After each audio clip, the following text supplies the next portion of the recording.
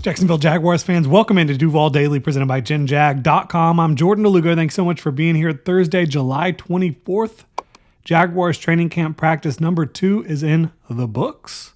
We're going to talk about it here today. Going to provide as much insight and information as I possibly can here from Training Camp Practice number 2. So another short one. It was about 8:40 to 10:15 a.m. Not a super long practice. They were getting work done inside prior to that, prior to coming out on the field and getting the formal practice session in. But this continues to be a practice model where Liam Cohen and company are utilizing every moment that they possibly can. Players are running in between drills. Sometimes in certain periods, you're seeing one drill and then sprint to the next drill. It is well orchestrated, it is well thought out. It is timing wise, I think they're making the most of every second out there on the field that they possibly can. So that's something that's fun to see, a little bit different, unique compared to what we've seen here before. It's definitely a tighter run ship, for lack of a better word. Mason Smith still working on the side. He's on the active PUP. Dennis Gardeck is on the PUP as well. Gardeck, who the Jaguars signed as a edge rusher / core special teamer / can also play some linebacker, is coming off the ACL from last year.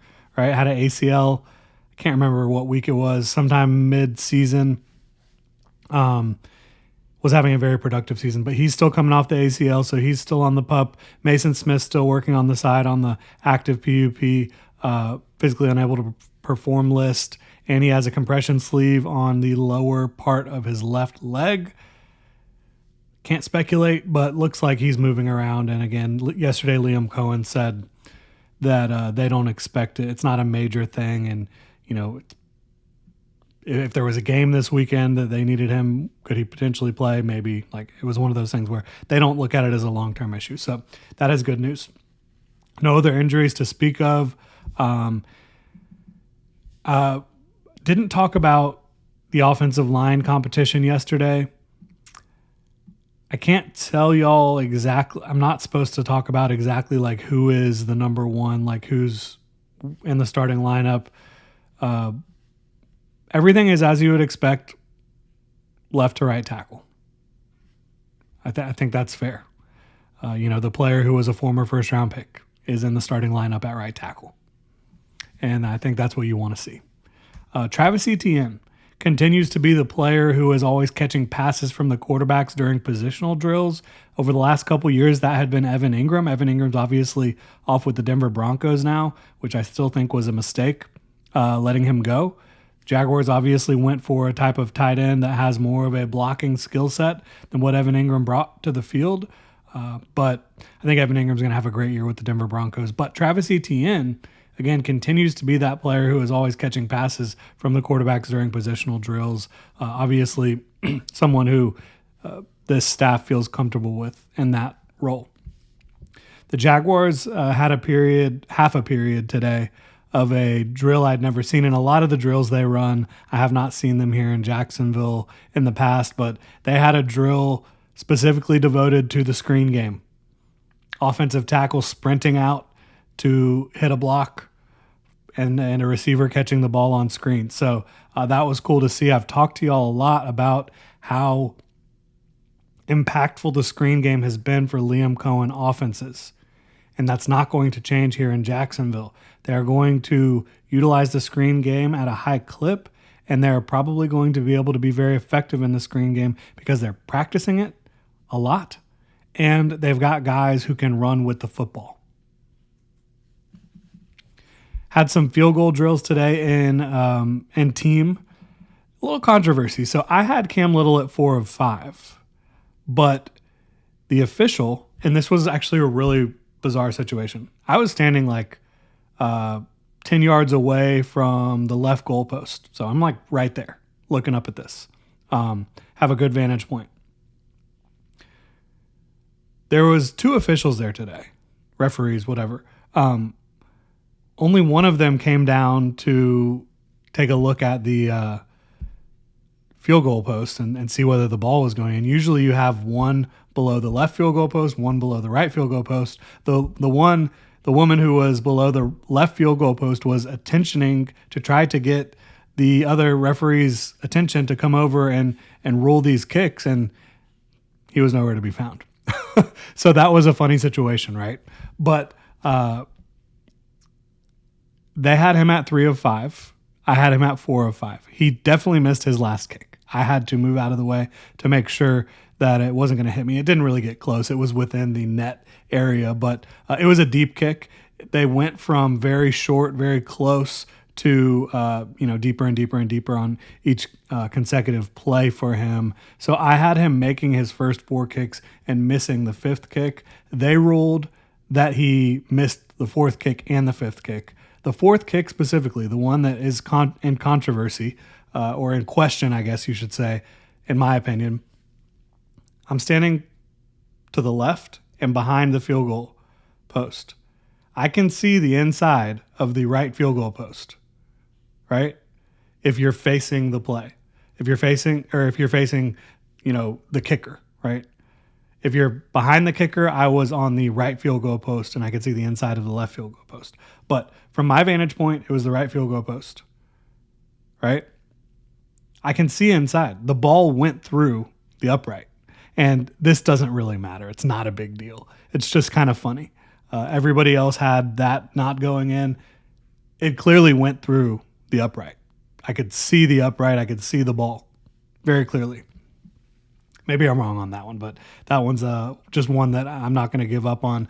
And it doesn't matter because Cam Little, we know, is extremely accurate. Whether he went 3 of 5 or 4 of 5, training camp day 2 really does not matter at all. But when it comes to trying to report the facts, observe and report, I'm trying to do that here. I believe he was 4 of 5 today. In team drills, we're going to run through different plays that players were able to make. I cannot get specific, but I will share with y'all what I can. Tank Bigsby had a catch and a carry to start team drills. There was a well-blocked run on the second play. The catch would have been a short catch, probably wouldn't have picked up a lot. But seeing him catch the ball is an encouraging sign. And then the carry was a very well-blocked run where you're probably talking about picking up at least a first down on that type of play. Parker Washington then had a catch short from Nick Mullins, and I'll just go ahead and tell y'all, instead of reading through every Parker Washington catch, he had like 5 catches in team. He was very active, caught a lot of passes.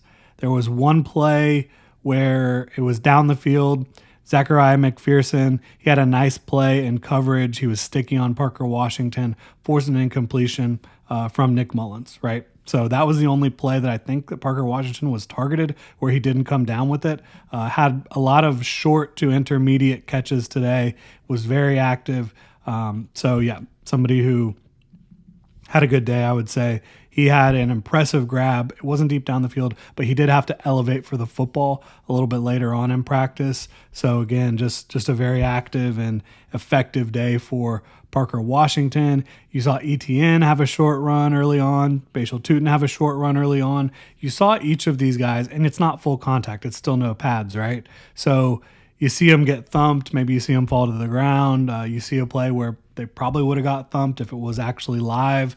Different things. I think overall the run defense is ahead of the run game a little bit, but they are trading punches. It's not clearly the defense beating the offense on every single run. I think that there's some runs that have been really well blocked. Again, it will be more important to track this stuff when there are actually pads on. I would say the run defense is slightly ahead of the run game, but that the run game is landing a lot of punches and having some nice runs. And I think I saw a nice run from every running back today that's likely to make the team. Tank Bigsby, Travis Etienne, Bashal Tootin, and LaQuint Allen, and even Jaquindon Jackson had a nice catch and run and also a nice run after that. So everybody getting involved. I don't expect Jaquindon Jackson to be able to make the football team, but he is somebody who was very productive at Arkansas and has some different skill set. He's huge. He's a big back who has fairly soft hands and nice running style. So maybe somebody who could stick around on the practice squad.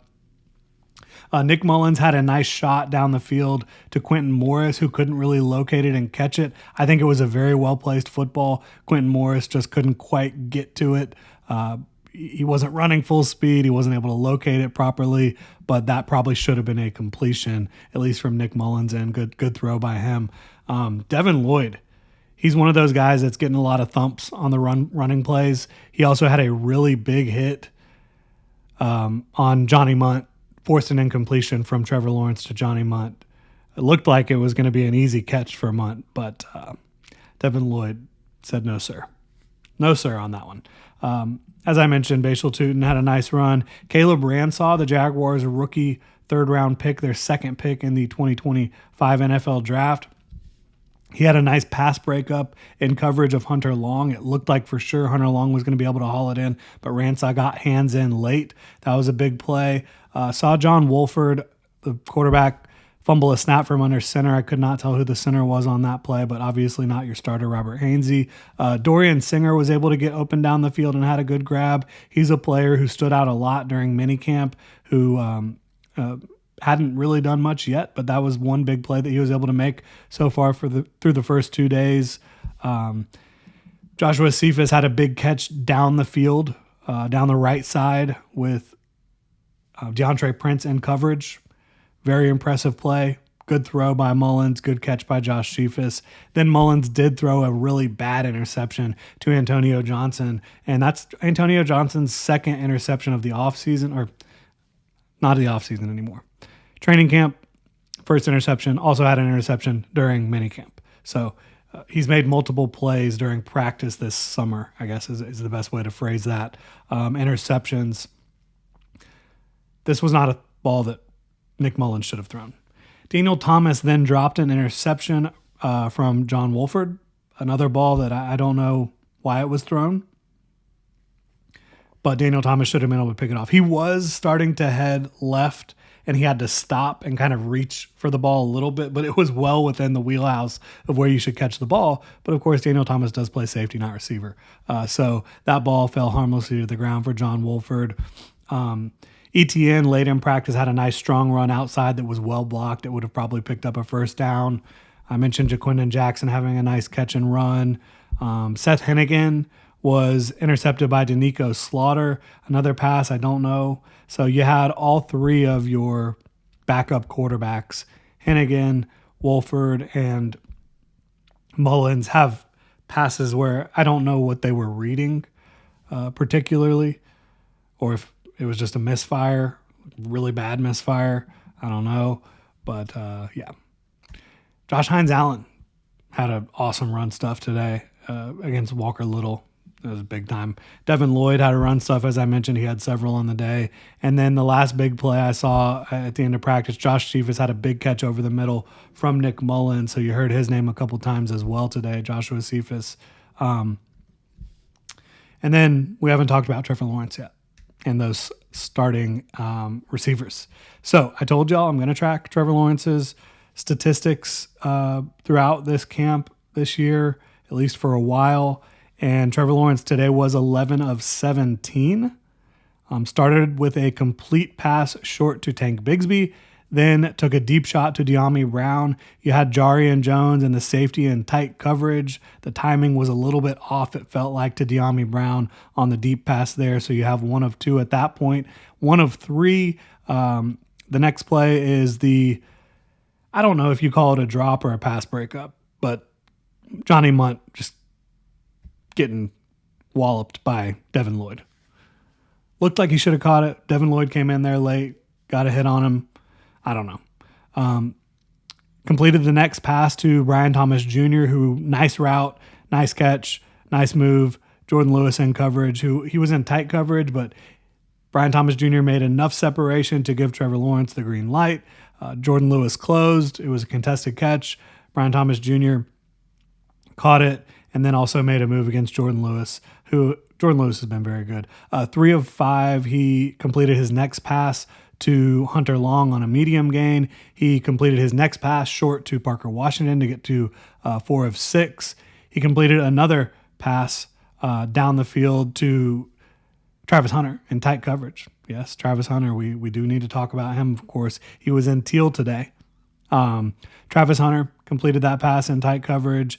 Then maybe the play of the day on defense, Jordan Lewis had a diving pass breakup in the flat on a pass to Brenton Strange. I mean, it looked like it was going to be an easy completion, but Jordan Lewis, full extension, dove for the football, got a finger on it, forced an incompletion. So Trevor Lawrence was 5 of 8 at that point.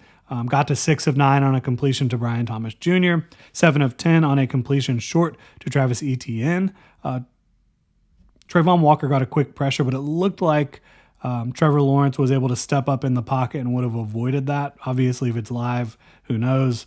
You're never going to see, at least not for a long time probably, Trevor Lawrence getting hit by Trayvon Walker. Got to 8 of 11 on another completion to Travis Hunter short, 9 of 12 on a completion to De'Ami Brown short. And this period we're talking about where you're getting all these completions short, it was 3rd down and 4th down and short.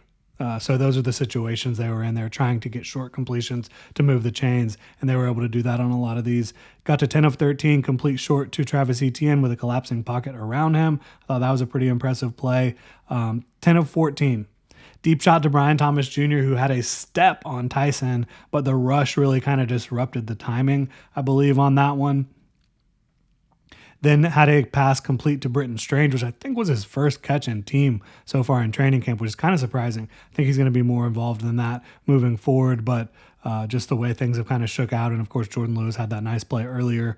11 of 16, Trayvon Walker batted a pass at the line. He was going one-on-one with Anton Harrison, was able to get his hand up there and bat the pass at the line.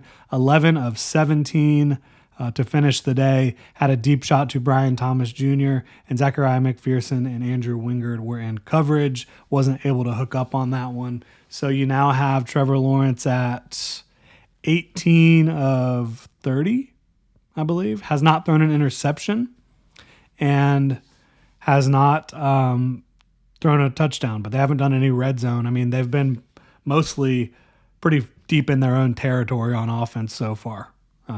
Throughout the first 2 days of practice, of camp here. So, again, nothing too crazy that we've seen. I think Trevor has looked good. I think he's looked accurate with the football.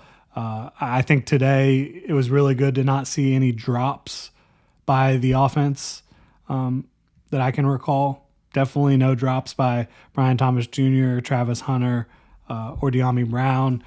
You still want to get it going deep. Trevor Lawrence is an unbelievable deep ball thrower. He's been one of the best in the league for the last couple years, but you haven't really been able to see that connection with Brian Thomas Jr., Travis Hunter, De'Ami Brown deep down the field yet over the first 2 days of practice.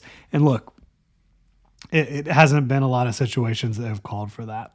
So I think that will come in time. Again, Travis Hunter was in teal today. During the first period, though, of practice, Travis Hunter was working again with the defensive staff in like a walkthrough type of setting, one-on-one situational walkthrough, not one-on-one, really one-on-3. Travis Hunter working with like 3 different coaches, including Anthony Campanile for part of that. So again, going to be getting work on both sides of the ball no matter what every single day. And eventually he's actually going to be in team drills practicing on both sides each and every practice for the most part. They're not quite there yet, but they will be getting there. Really appreciate y'all tuning in. We will do standout performers later on today, but this is just kind of the overall recap. We also did hear Trayvon Walker and Anthony Campanile speak after practice. I didn't think they said anything too revelatory, but both of them were very complimentary of Eric Armstead and what he brings from a experience standpoint and how he kind of operates. And Trayvon Walker talked about how he thinks he's really matured a lot himself over because he's going into year 4, how he's like really comfortable rushing opposite Josh Hines Allen, how they know each other so well at this point, and nothing too crazy really from either guy. You can go back and watch those press conferences, certainly. But again, that'll do it. Really appreciate y'all tuning in, supporting the channel. If you enjoy the content, please like and subscribe. You can also check out genjag.com/shop. Pick up some new Duval gear like the hat I'm wearing right now. Y'all have a good one.